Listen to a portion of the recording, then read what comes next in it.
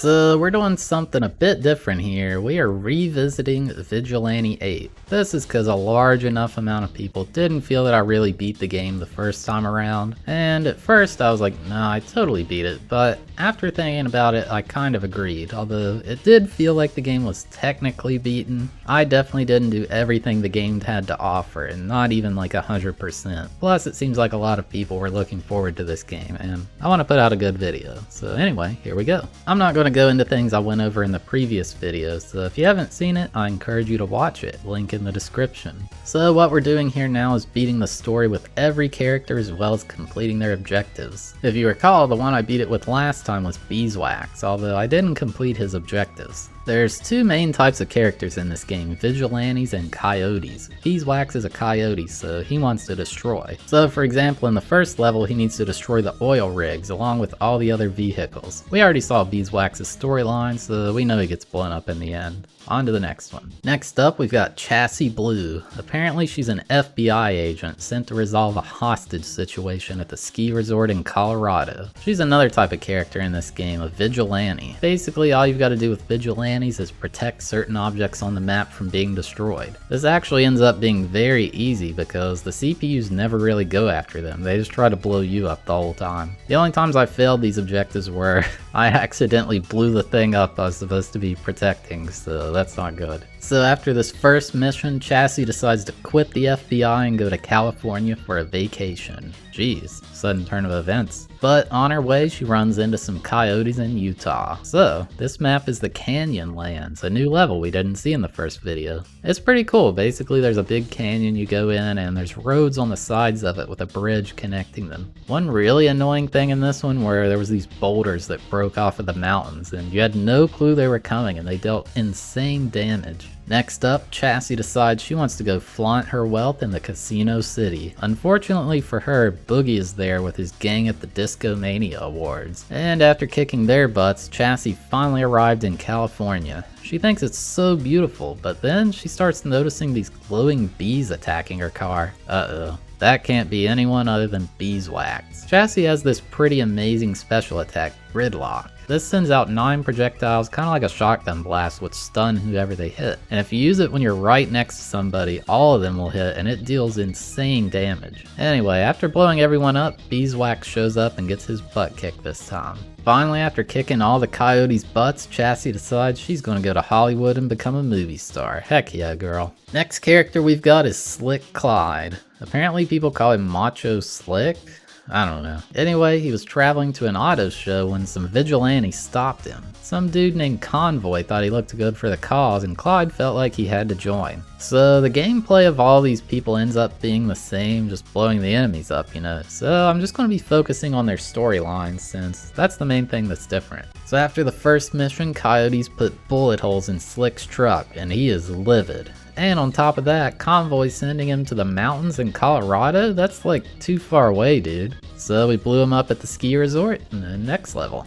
After the battle at the ski resort, the media starts to take notice of Slick's ability. He doesn't really care for the vigilantes' cause, but man, he sure likes all this attention he's getting. It makes him power hungry. So the next one's actually a new map we haven't seen yet, the Ghost Town. This one's honestly really similar to the Canyonlands. There's a huge pit, which is a lot like the canyon. And for some reason there's a tornado in the pit. Kinda weird. And then like up top there's a train that's constantly making laps around the upper area. Now Slick has made his way to the aircraft graveyard. He's annoyed with Convoy's authoritative nature and wants to overthrow him. Only thing stopping him is that bully Torque. Maybe later. So I think this is the final level we haven't seen yet, the aircraft graveyard. And this one's pretty cool too. As you might expect, it's an abandoned airport type place, so it's pretty flat. But even though it's abandoned, there's still one plane that goes down the runway every so often. Like, I don't know, maybe it's haunted. Ooh. For beating this story, we unlock Dave as a playable character. Slick Clyde stops at some gas station where he finds Houston's armband, whatever the heck that is. It electrocutes him and he says he's become a changed man. Now he goes by Omar. Wait, what? That doesn't make any sense. Now we're playing as Sheila. She just got her driver's license and she wants to meet up with her uncle, Convoy. She stops at a local refinery to siphon some gas and wouldn't you know it, the coyotes are there and they attack. Then Sheila finally meets up with Convoy, but he tells her to go home. She refuses, so he sends her to the Hoover Dam thinking it's safe. Well, he's wrong, because the coyotes are there too. Then Convoy tells Sheila to absolutely stay away from Casino City, and wouldn't you know it, that's exactly where she goes. She's feeling lucky, and she's gonna need luck. Finally, Sheila started getting tired of being treated like a child. She wants to prove her worth, so she decides to hunt down the most dangerous coyote there is, Molo. She hears he's in the canyons of Utah. I actually got one of my only losses in this one because Sheila's like the least tanky car and Molo is the tankiest. It's really frustrating trying to kill him with her. Finally, after beating Molo, Sheila tries again, but Convoy still won't bring her along. He drives away from her and Sheila's devastated. Hey wait, Convoy came back. He'd never leave her behind. And they lived happily ever after. Now we're playing as John Torque. He lost all of his money playing poker, so he decides to leave the casino city. But he notices a bunch of wannabe tough guys in the streets. Look like just the thing for him. Torque beat all the coyotes up, but he's still broke. Some dude named Convoy shows up and's telling him about these vigilantes or something. Torque thinks he sounds like he knows what he's talking about, so he heads west on his first official mission. Torque probably has the coolest special in this game, the Basequake. It sends out a shockwave and actually changes all the terrain in every direction, which it's pretty cool that they were able to pull that off. Torque is used to fighting, but these coyotes, they're crazy, man. Now they're trying to take some ancient military aircraft from the desert. Yeah, not happening on Torque's watch. Then Torque tries to go back to Casino City to do some gambling, but he's stopped along the way by Boogie at the Hoover Dam. Unfortunately for Boogie, John Torque doesn't dance. Torque swore never to gamble again, at least with his money. Thankfully, Sid had a ton of spare cash lying around, so he heads off to Casino City to get rich. Also, he apparently kidnapped Sid, what the heck? That's that dude who Beeswax said was a prophet. Now we play as Dave, and he's a UFO enthusiast. He's heard there's some UFO sightings in New Mexico, so he heads out that way. But then he's ambushed by a bunch of cars, and he has to fight back. Dave's special is pretty strong. He sends a horde of flying saucers at an enemy, dealing a bunch of damage and locking them up. It's really similar to Beeswax's special. Lucky for Dave, some guy named John Torque shows up and chases him off. He asks Dave to join the Vigilantes, and he agrees. They chase the coyotes off to Arizona. Dave is confused as to what the Vigilantes' goal is, but he sticks around. But who cares? He was told to go investigate coyote activity at the Hoover Dam. After that, Dave learns that Loki used to work at Site 4, so he wants to track him down. He's easy to find, but he ain't interested in talking about aliens, only fighting. What a bummer. After all this time sending transmissions into space, Dave's signal finally gets answered. Far out. He apparently challenges the aliens to a checkers match, and the winner gets the spacecraft. Not sure how he pulled that off, but whatever. So then we play as Convoy, the leader of the Vigilantes. He finds out their hideout is in New Mexico, so he decides to head there and pay Sid a visit. Probably some friendly diplomatic talks or something like that, you know? Unfortunately, Sid wasn't there, but he did have to fight a bunch of other coyotes. He heads to Utah to meet up with Torque, but when he gets there, it's an ambush. After that, Torque warns Convoy about Houston 3, an android programmed by the coyotes designed to exterminate him. He thinks Convoy should go to Colorado and hide out, but yep, there's coyotes here too. Convoy learns Sid wants to blow up the Hexagon refinery. He can't do that, that's where everybody gets their oil. So Convoy heads there to put a stop to Sid's plans once and for all. Finally, Convoy had beaten Sid and the coyotes were done for. He decides he doesn't need weapons anymore, and he picks up Houston to ride with him since she's not an android anymore. He thinks he might start his own trucking business, which good for him. So there, that's the game beaten with all of the Vigilantes, so now we play with the coyotes. So first up is Loki, a former pilot. Loki loved being a pilot at Site 4, but he turned crazy and they wouldn't let him fly anymore. He became desperate, so he tracked down the gangster Sid. He tells him he needs to destroy the Transformers at the Hoover Dam. So Loki succeeds and Sid was impressed with his ability. And he's even more impressed because Loki tells him there's weapons stored at Site 4. Looks like Loki's in with the coyotes. Loki hears about an abandoned airplane graveyard. He just has to go there. He does love flying after all. He's going to destroy all the helicopters there, which doesn't make sense, but okay. Unfortunately, nothing there could still fly, but Loki hears they're flying saucers like he used to fly at Site 4, and they're all following Dave around. Loki tracks him down at the ghost town. He must destroy the native village. Loki has a pretty mediocre special. He sends out a long-range missile that does lock onto the target, but it barely damages them, so it's not all that great. Finally, after beating Dave, Loki gets his hands on a flying saucer, and he can fly again. Oh wait, it looks like he's a bit rusty and he crashed. I guess rip Loki. Next up is Houston 3. She was kidnapped by Omar scientists and they erased her memory. The only thing she knows how to do now is kill all vigilantes. Sid Byrne commands Houston to help him destroy a ski resort. She feels like she shouldn't do it, but she obeys anyway. Apparently, Sid Byrne is scared of Convoy, so he sends Houston in to do the dirty work for him. What a little baby. However, Houston is curious about this Convoy fella. Who is he anyway? She wasn't able to find Convoy in New Mexico, and she didn't really feel like fighting anymore. Unfortunately, Slick Clyde was hot on her tail, so she had no choice. After beating Slick Clyde, Houston was able to remove her bionic implants that were controlling her. Finally, her mind was back to normal. Then she met Convoy and ran away with him, I guess. Next up is Boogie. He was dancing like crazy in Phoenix when his old friend Sid called him. He had a job for him, but warned him about the vigilantes. Who the heck are vigilantes, he thought. Boogie's vibe totally gets ruined by these VGs, as he calls them, so Sid sends him off to California to blow up some barns on a farm.